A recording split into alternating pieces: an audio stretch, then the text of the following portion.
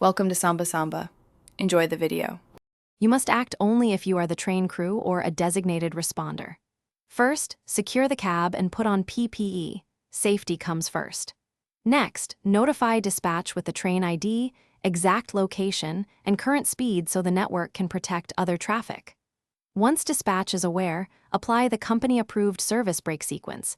If the situation is dire and you are authorized, initiate the emergency brake to begin a controlled deceleration while maintaining situational awareness. As the train slows, monitor deceleration and follow prescribed brake notches or graduated steps. Abrupt inputs can destabilize consist dynamics. Keep a continuous line to dispatch and signalers so they can hold routes and clear crossings. Relay updates every minute or sooner. Meanwhile, make calm announcements to passengers and crew so everyone braces and secures loose cargo, which reduces injury risk.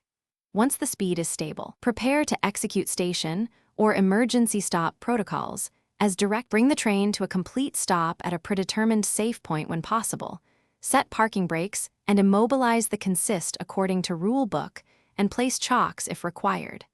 Then coordinate a mechanical inspection and any needed repairs or an orderly evacuation, but only with authorized maintenance and emergency services.